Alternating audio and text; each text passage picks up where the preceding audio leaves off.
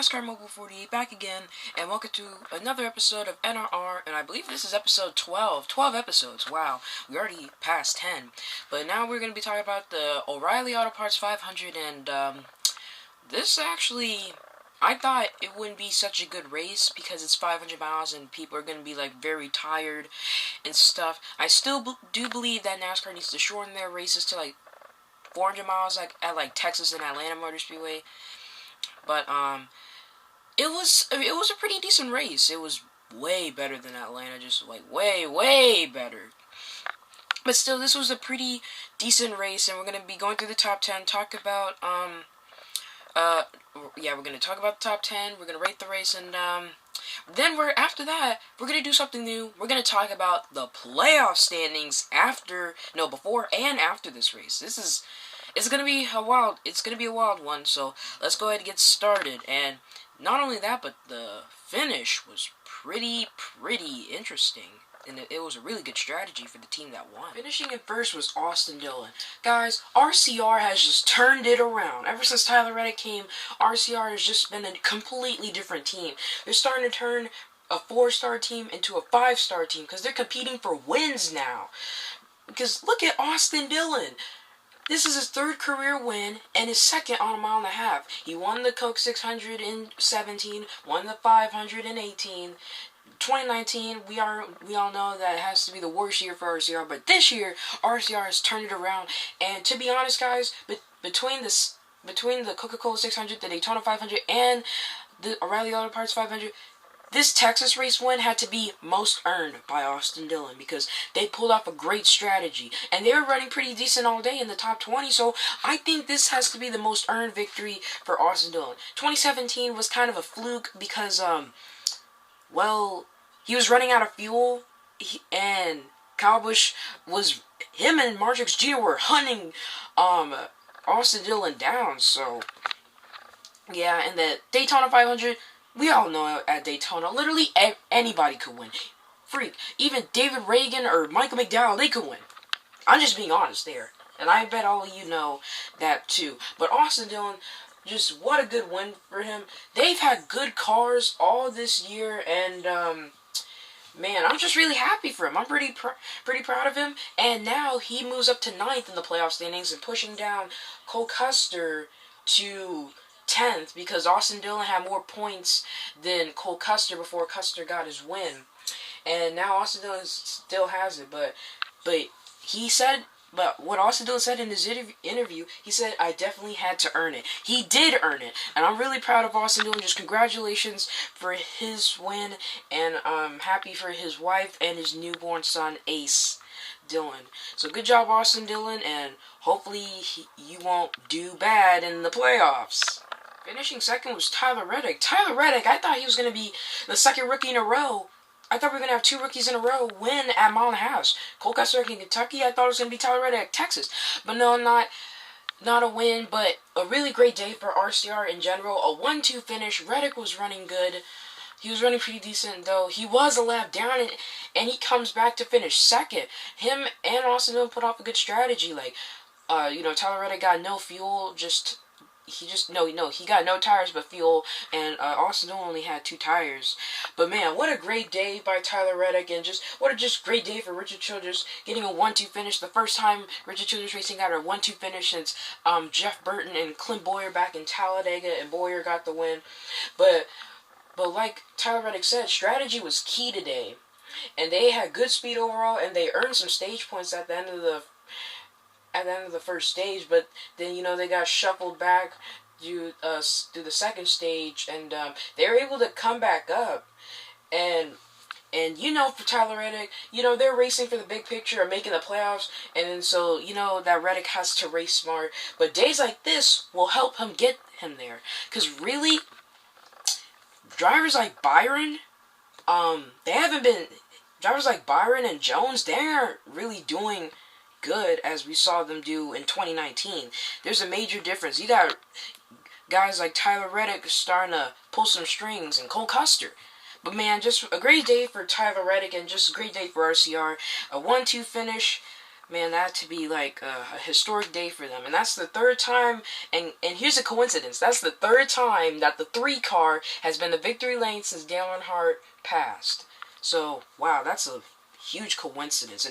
And Austin Dillon's is the first driver of the 3 car to win at Texas. Dale Earnhardt never won at Texas. Jimmy Johnson's the only 7-time champ who's won at Texas. Only because Richard Petty retired before Texas Motor Speedway was built, and Dale Earnhardt never won there.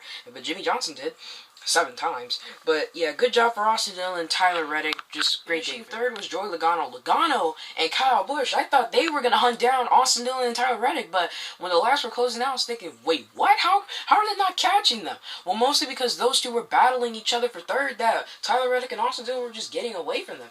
But what Joey Logano said in his interview, he said that air pressure is what caused them, to not really get the win. Because at the beginning of the race, it took them 15 laps to, get rolling.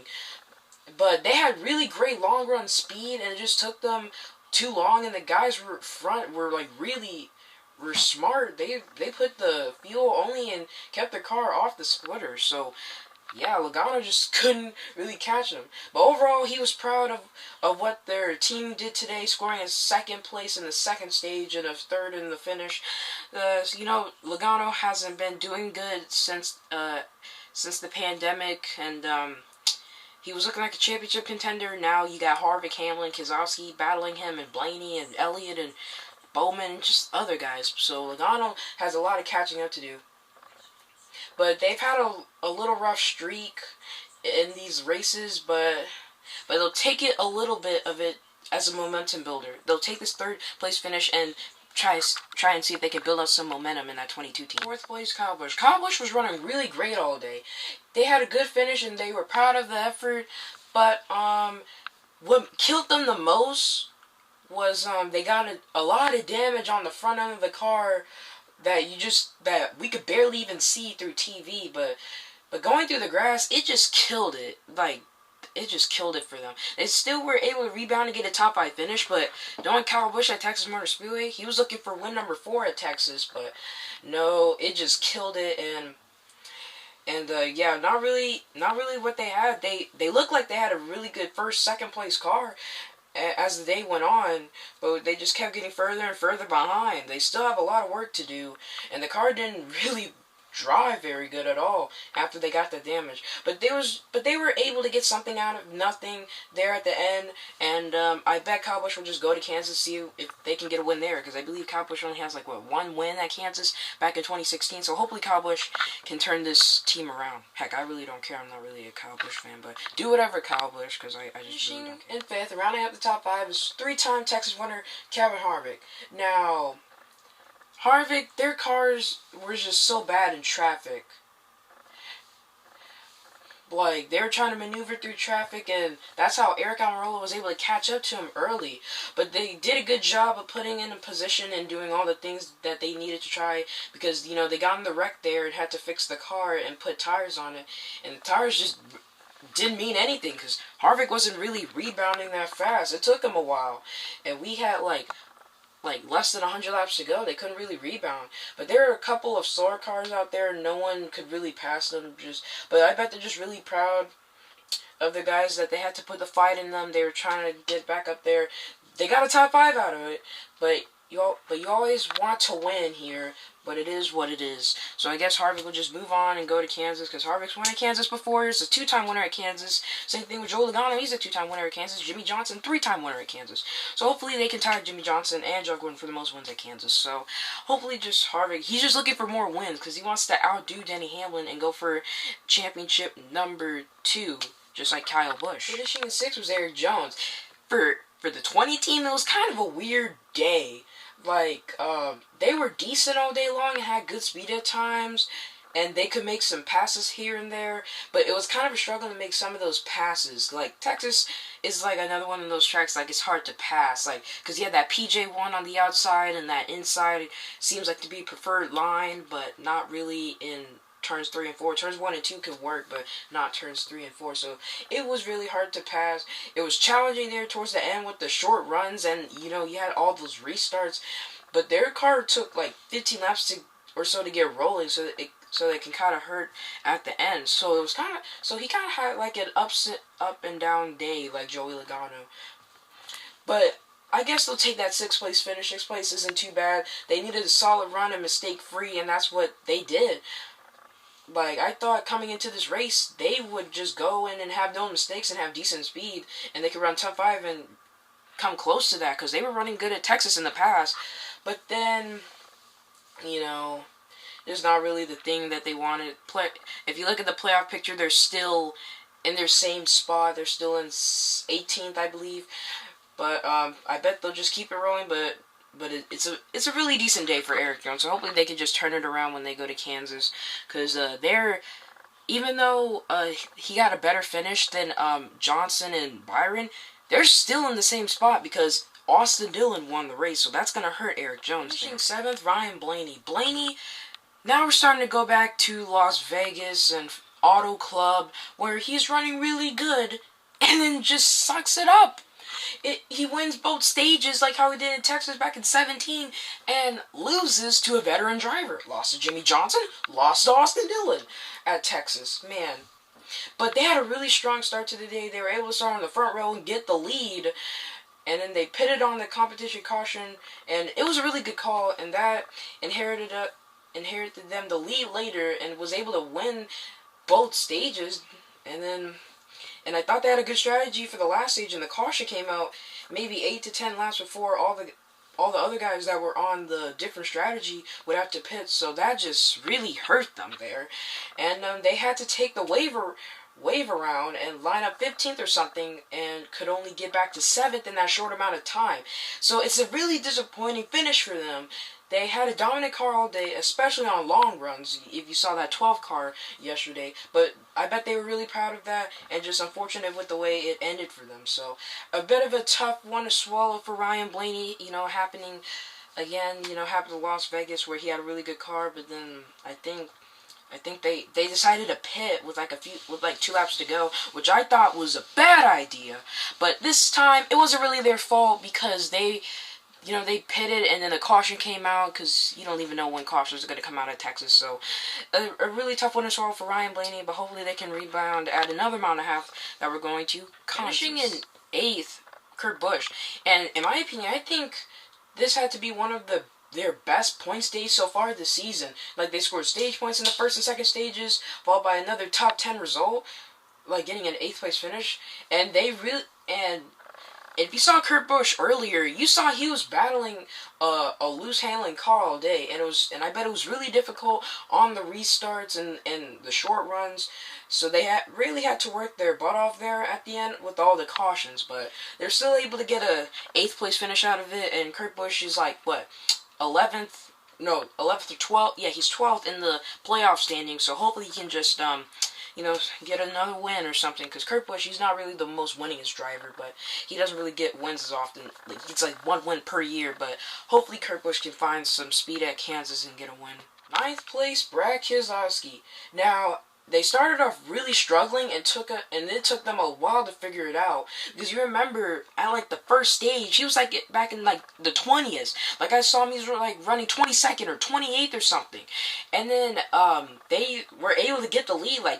Like Keselowski and Denny Hamlin were struggling just all day, but then they were able to come back, and both of them took the lead at one point. And then at the end, Hamlin spun out twice, and Keselowski, I don't know what happened to him. He just fell back to 9th. But yeah, their strategy has been really good, and they were really clicking on all those things, just looking to be a little bit faster.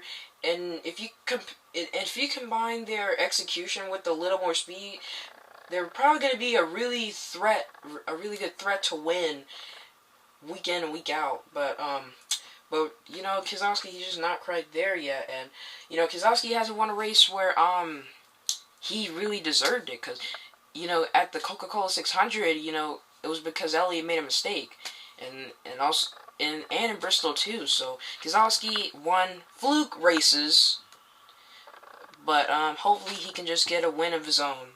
And he won at Kansas last year, so watch out for that 2-car team. And rounding up the top 10, Aric Almirola. This is 7 straight top 10s for Aric Almirola. Really strong car for him. But you know, at the beginning of the race, he was battling against Kevin Harvick for the lead, and then I don't know what happened on Almirola. He just fell back, and just man, one of these days they're gonna have to get everything their way, cause you know, that penalty cost them. That was totally Almirola's fault. But they had such a fast car, and they got it back in position to compete for a win again before, you know, I think that one caution came out. But they're still bringing fast Ford Mustangs every weekend, and I bet they learned a lot for when we come back and compete for a championship.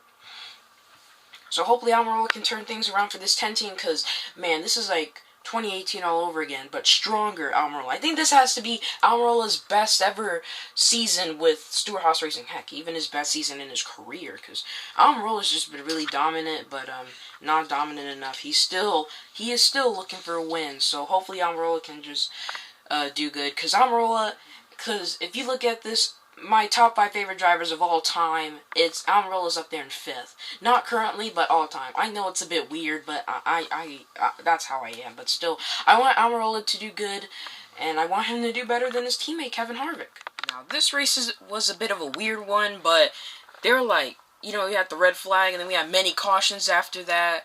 And, yeah, it was a bit of a weird race, but I give it a 8 out of 10, because I thought this race was going to be boring. I thought it was going to be Atlanta all over again, but just hot, and hotter. But it was hot. It was hotter, you know, because we're down in Texas. But no, it actually was better for them. So I'm glad that they were able to it was just a really weird day. But I give it an 8 out of 10 because I thought it would have been really worse. But hey, I know there were some times that it was difficult to pass, but on the restarts we saw some good battling, and that's what I like to see. We don't really see that at Atlanta Motor Speedway anymore. Like, we saw it there in 2019, but this year it sucked. But I just give it an 8 out of 10 just because it was better than Atlanta. Now we take a look at the playoff standings. You know, we got Harvick, Hamlin, Keselowski, Logano with more than one win.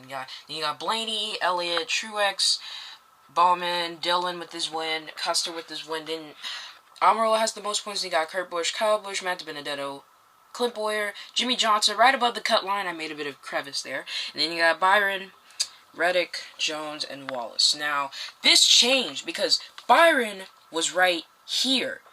But because Byron was knocked out of the race, he lost the most because of Austin Dillon's win. Johnson kind of gained because he was gaining more positions after he wrecked. And so, but Johnson did lose a lot of points. He's now 2 points above William Byron. Now, here's something weird. I thought because of Tyler Reddick's second place finish, I thought Byron would be down to 18th. But no, I guess Byron had enough points that he only lose like 2 spots. But once again, now we have 10 different winners in the Cup Series this season. Now that leaves 6 spots opening. To like these guys. These guys, their spots can be taken just like that from a winner who's below William Byron, or if it's William Byron or lower. But yeah, this is different, and I just cannot believe it. But I'm pretty proud of Jimmy Johnson. He had a really strong car. Like, again, Johnson has a strong car. Then he messes up. I'm sick and tired of this at this point, because I've been a fan since 2016. I saw what happened in 18 and 19, and I don't want this to be 3 years in a row. Johnson struggles and does not get a win. I just want one more win by this 48 team. So Kansas, they have the most out of Kansas. Johnson has the most wins currently at Kansas with 3. And you got Harvick and Logano up there who have 2 wins at Kansas. Kyle Busch has like 1 win and something, and Truex has 2 wins too. But we'll see. I just hope Jimmy Johnson can do good. But yeah, I think that'll wrap it up. And if you guys don't know the playoff standings, once again, I'll say it one more time before I end this video. You got Harvick, Hamlin, Keselowski, Logano, Blaney, Elliott, Truex, Bowman, Dillon, Custer. Then the drivers with no wins. You got Almirola, Kurt Busch, Kyle Busch, Matt Benedetto, Clint Bowyer, Jimmy Johnson above the cut line. Right below the cut line, you got William Byron, Tyler Reddick, Eric Jones, and Bubba Wallace. So yeah, that's your playoff standings after Texas. I'll do another one of these after Kansas to show of what they were differently. So yeah, that's about to wrap it up. So yeah, thanks for watching, guys. Please like, comment, share, subscribe. People don't really share anymore. But yeah, I will hopefully, I can be at Texas Motor Speedway in October, because that's when it says October 25th. Hopefully I'll be at Texas Motor Speedway, because I didn't go this year because of the COVID cases. They were rising, the cough cases were rising, and I didn't think it was a safe idea. So I just let those other people who went be like test monkeys, see what happens to them. But yeah, that's about it. So I'll see you guys next time. Peace out.